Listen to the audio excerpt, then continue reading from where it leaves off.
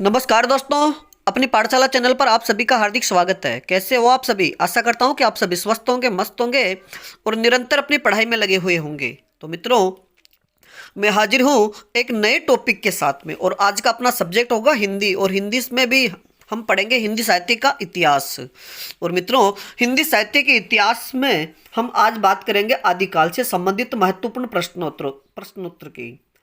और मित्रों, अगर आप हमारे चैनल पर नए हो तो हमारे चैनल को सब्सक्राइब कीजिए, लाइक कीजिए तथा इस श्रृंखला को अपने मित्रों तक जरूर पहुंचाइए। तो मित्रों, बात करें आदिकाल से संबंधित महत्वपूर्ण प्रश्नों की। और मित्रों, ऐसी ही श्रृंखला यानी छोटे छोटे 40-50 प्रश्नों की ये छोटी छोटी श्रृंखलाएं मैं आपके सामने रोज अपलोड करता रहूंगा। तो मित्रों, बात करें आज के पहले प्रश्न की।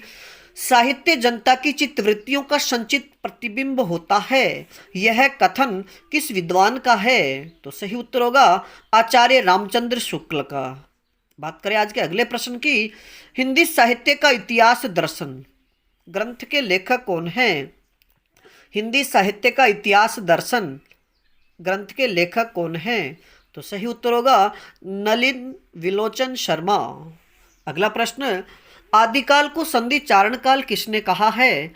आदिकाल को संधि चारण काल किसने कहा है? तो सही उत्तर होगा डॉक्टर रामकुमार वर्मा ने। बात करें आज के अगले प्रश्न की। The modern vernacular literature of Hindustan नामक ग्रंथ किसने लिखा? The modern vernacular literature of Hindustan नामक ग्रंथ किसने लिखा? तो सही उत्तर होगा जॉर्ज ग्रियर्सन ने। और मित्रों, याद रखिए कि सन 1888 में एशियाटिक सोसाइटी ऑफ बंगाल पत्रिका में यह ग्रंथ प्रकाशित हुआ था। यानी अब बात की जाए कि the modern vernacular literature of Hindustan नामक ग्रंथ कब प्रकाशित हुआ, तो सन 1888 में। और पत्रिका की बात करें तो एशियाटिक सोसाइटी ऑफ बंगाल पत्रिका। बात करें आज के अगले प्रश्न की। हिंदी साहित्य का आलोचनात्मक इतिहास ग्रंथ किसने लिखा? हिंदी साहित्य का आलोचनात्मक ग्रंथ या इतिहास ग्रंथ किसने लिखा? तो सही उत्तर होगा डॉक्टर रामकुमार वर्मा ने। अगला प्रश्न। मिश्र बंधु विनोद नामक ग्रंथ कितने भागों में प्रकाशित हुआ है? मिश्र बंधु विनोद नामक ग्रंथ कितने भागों में प्रकाशित हुआ है? तो सही उत्तर होगा 2 भागों में। मित्रों, ये प्रश्न आरपीएससी फर्स्ट ग्रेड 2022 में पूछा हुआ है। और ये 2 भाग कौन कौन से कब कब प्रकाशित हुए? प्रथम भाग 1913 में और दूसरा भाग 1934 में प्रकाशित हुआ। बात करें आज के अगले प्रश्न की। मिश्र बंधु विनोद नामक ग्रंथ की रचना कितने भागों में हुई है? मिश्र बंधु विनोद नामक ग्रंथ की रचना कितने भागों में हुई है? तो सही उत्तर होगा 4 भागों में। प्रथम अपनी विशेष तथ्य, प्रथम 3 भागों का प्रकाशन 1913 में और चौथा भाग 1934 में प्रकाशित हुआ था। मित्रों, याद रखना कि मिश्र बंधु जो ग्रंथ है, मिश्र बंधु विनोद जो ग्रंथ है, यह ग्रंथ प्रकाशित तो 2 भागों में हुआ, लेकिन इसकी रचना 4 भागों में हुई है।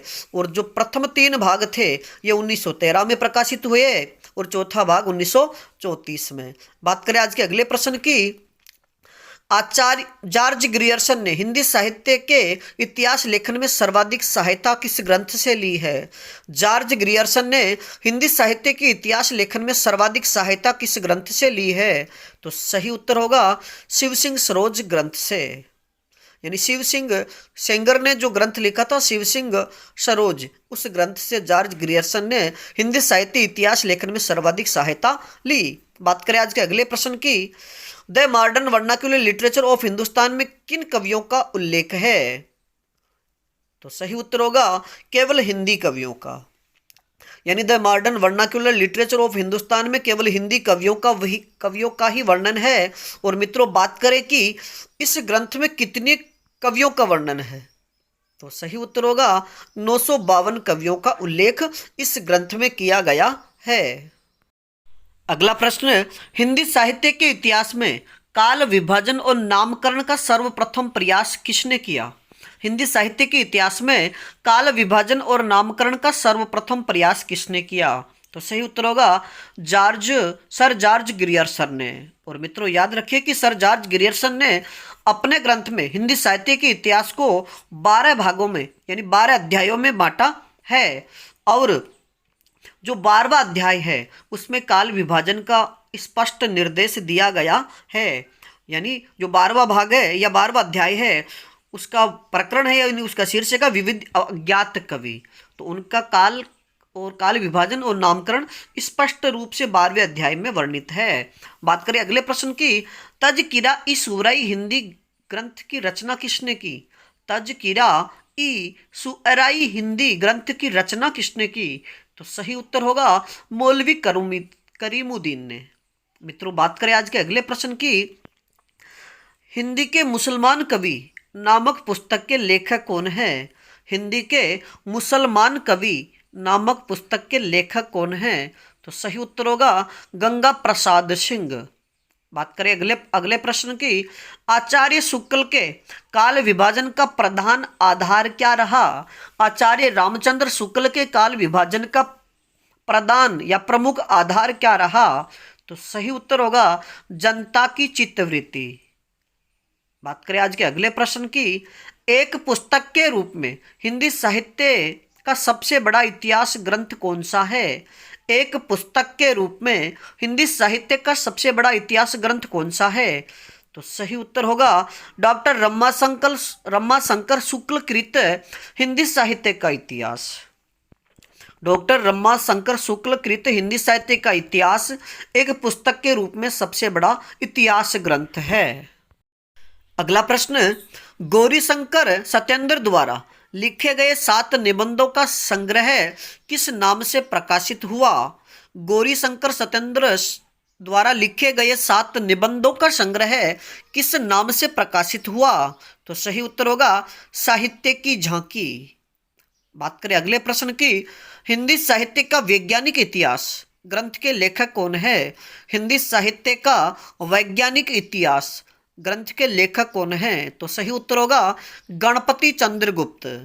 मित्रों बात करें अगले प्रश्न की, गणपति चंद्रगुप्त ने अपने इतिहास ग्रंथ को कितने खंडों में विभाजित किया है? गणपति चंद्रगुप्त ने अपने इतिहास ग्रंथ को कितने खंडों में विभाजित किया है? तो सही उत्तर होगा 3 खंडों में। और वो 3 खंड कौन कौन से? प्रारंभिक काल, मध्यकाल तथा आधुनिक काल। बात करें अगले प्रश्न की, आचार्य शुक्ल ने आदिकाल को क्या नाम दिया? आचार्य रामचंद्र शुक्ल ने आदिकाल को क्या नाम दिया था? यानी वीर गाथा काल। सही उत्तर होगा वीर गाथा काल। यानी आचार्य रामचंद्र शुक्ल ने हिंदी साहित्य के जो काल विभाजन किया तो उन्होंने दोहरे नामकरण को महत्व दिया था, यानी उन्होंने दोहरे नामकरण दिया था। बात करें अगले प्रश्न की, डॉक्टर रामकुमार वर्मा ने अपने साहित्य इतिहास की समय सीमा क्या रखी है? डॉक्टर रामकुमार वर्मा ने अपने साहित्य इतिहास की समय सीमा क्या रखी? तो सही उत्तर होगा 693 से 1693 ईस्वी तक। और मित्रों यानी रामकुमार वर्मा के द्वारा लिखित जो हिंदी साहित्य का इतिहास है ये अधूरा है, यानी ये पूरा नहीं लिख सके थे। बात करें कि इनका जो ग्रंथ है वह किस नाम से है और कब प्रकाशित हुआ? हिंदी साहित्य का आलोचनात्मक इतिहास ग्रंथ रामकुमार वर्मा ने लिखा और यह 1938 में प्रकाशित हुआ। अगला प्रश्न, हिंदी में नक्काशी का वर्णन किस श्रृंगार परंपरा का आरंभ माना जाता है? हिंदी में नक्काशी का वर्णन की श्रृंगार परंपरा का आरंभ माना जाता है। तो सही उत्तर होगा रावुलवेल रचना से। और मित्रों याद रखिए कि रावुलवेल रचना के रचयिता कौन है? तो सही उत्तर होगा रोड़ा कवि। बात करें अगले प्रश्न की, आदिकालीन साहित्य में गद्य का प्राचीनतम ग्रंथ माना जाता है। आदिकालीन साहित्य में गद्य का प्राचीनतम ग्रंथ कौन सा माना जाता है? तो सही उत्तर होगा कुवलय माला कहा। बात करें अगले प्रश्न की, जैन साहित्य किस शैली के लिए प्रसिद्ध है? जैन साहित्य किस शैली के लिए प्रसिद्ध है? तो सही उत्तर होगा फागु और चरित्र काव्य के लिए। अगला प्रश्न, नाथ साहित्य के आरंभकर्ता माने जाते हैं। नाथ साहित्य के आरंभकर्ता माने जाते हैं। तो सही उत्तर होगा गुरु गोरखनाथ। मित्रों बात करें आज के अगले प्रश्न की, किसके अनुसार डिंगल का सबसे पहले प्रयोग जोधपुर के कवि बांकीदास द्वारा कुकवि बत्तीसे में हुआ? किसके अनुसार डिंगल का सबसे पहले प्रयोग जोधपुर के कविराज बांकीदास की कुकवि बत्तीसी में हुआ? तो सही उत्तर होगा डॉक्टर मोतीलाल मेनारिया के अनुसार। मित्रों याद रखिए कि अगर प्रश्न पूछा जाए कि कुकवि बत्तीसी के लेखक कौन है, तो सही उत्तर होगा कवि बांकीदास। मित्रों बात करें अगले प्रश्न की। आचार्य रामचंद्र शुक्ल ने आदिकाल के तृतीय प्रकरण को क्या कहा है? आचार्य रामचंद्र शुक्ल ने आदिकाल के तृतीय प्रकरण को क्या कहा है? तो सही उत्तर होगा वीर गाथा काल। अगला प्रश्न, पृथ्वीराज रासो किस शैली में लिखा गया है? पृथ्वीराज रासो किस शैली में लिखा गया है? तो सही उत्तर होगा पिंगल शैली में। यानी राजस्थानी के साथ अगर ब्रज भाषा का प्रयोग किया जाता है तो वो पिंगल शैली होती है, और राजस्थानी भाषा के साथ अगर पश्चिमी राजस्थानी का प्रयोग होता है तो वो डिंगल भाषा होती है। मित्रों बात करें अगले प्रश्न की। पृथ्वीराज रासो को सबसे पहले विवादित घोषित किसने किया था? यानी पृथ्वीराज रासो को सबसे पहले विवादित किसने घोषित किया? तो सही उत्तर होगा डॉक्टर वुलर ने। अगला प्रश्न, डॉक्टर वुलर ने पृथ्वीराज रासो के प्रकाशन पर रोक कब लगवाई? डॉक्टर वुलर ने पृथ्वीराज रासो के प्रकाशन पर रोक कब लगवाई? तो सही उत्तर होगा 1875 में। मित्रों बात करें आज के अगले प्रश्न की। पृथ्वीराज रासो में सर्गों को क्या कहा गया है? पृथ्वीराज रासो में सर्गों को क्या कहा गया है? तो सही उत्तर होगा समय। और मित्रों याद रखिए कि पृथ्वीराज रासो में कुल 69 समय यानी 69 सर्ग हैं तथा इसमें 68 प्रकार के छंदों का प्रयोग किया गया है। और पृथ्वीराज रासो जो ग्रंथ है इसमें पद्मावती समय और कैमासवध इसके महत्वपूर्ण प्रकरण है। अगला प्रश्न, किसने पृथ्वीराज रासो को बिल्कुल अनैतिक इतिहास ग्रंथ कहा है? किसने पृथ्वीराज रासो को बिल्कुल अनैतिक इतिहास ग्रंथ कहा है? तो सही उत्तर होगा गौरीशंकर हीराचंद ओझा ने। यानी गौरीशंकर हीराचंद ओझा ने पृथ्वीराज रासो को बिल्कुल अनैतिक इतिहास ग्रंथ कहा है। अगला प्रश्न, डॉक्टर हजारी प्रसाद द्विवेदी ने पृथ्वीराज रासो को माना है? तो सही उत्तर होगा अर्ध प्रमाणिक ग्रंथ। अगला प्रश्न, राजस्थानी बोली से मिश्रित ब्रज भाषा के रूप को क्या कहा जाता है? राजस्थानी बोली से मिश्रित ब्रज भाषा के रूप को क्या कहा जाता है? तो सही उत्तर होगा पिंगल भाषा या पिंगल शैली। मित्रों बात करें आज के अगले प्रश्न की। पृथ्वीराज रासो के उत्तरार्ध भाग के रचयिता कौन है? पृथ्वीराज रासो के उत्तरार्ध भाग के रचयिता कौन है? तो सही उत्तर होगा चंदबरदाई के पुत्र जलहण। और मित्रों याद रखिए कि पृथ्वीराज रासो के पूर्वार्ध भाग के रचयिता चंदबरदाई तथा उत्तरार्ध भाग के रचयिता उनके पुत्र जलहण थे। बात करें आज के अगले प्रश्न की। दलपति विजय रचित खुमान रासो की भाषा कौन सी है? दलपति विजय रचित खुमान रासो की भाषा कौन सी है? तो सही उत्तर होगा राजस्थानी भाषा। प्रश्न पूछा जाए कि खुमान रासो किस भाषा में लिखा हुआ है? तो सही उत्तर होगा राजस्थानी भाषा में। अगला प्रश्न, पृथ्वीराज रासो का प्रधान रस वीर तथा सहयोगी रस कौन सा है?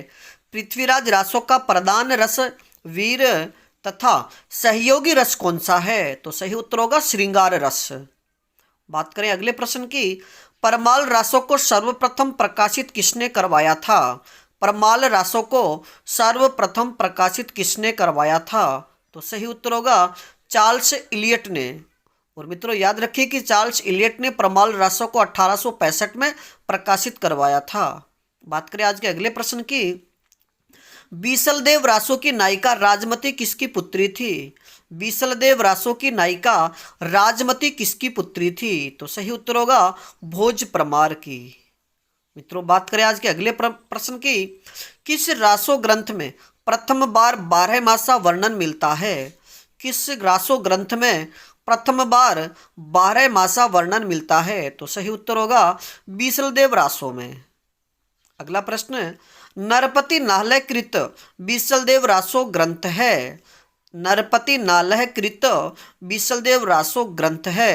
तो सही उत्तर होगा गेय मुक्तक काव्य। अगला प्रश्न, विद्यापति की पदावली की भाषा है। विद्यापति की पदावली की भाषा है। तो सही उत्तर होगा मैथिली भाषा, यानी विद्यापति की पदावली मैथिली भाषा में रचित है। तो मित्रों आज के लिए इतना ही, बाकी दूसरे पार्ट में फिर मिलेंगे नए प्रश्नों के साथ में, यानी हिंदी साहित्य के आदिकाल से संबंधित जो दूसरा पार्ट होगा उसमें हम इसी से संबंधित अगले नए प्रश्नों की बात करेंगे। तब तक आप अपने अध्ययन में जुटे रहिए, और इसमें किसी प्रकार की कोई त्रुटि हो तो आप हमें कमेंट्स में ज़रूर बताइए। धन्यवाद।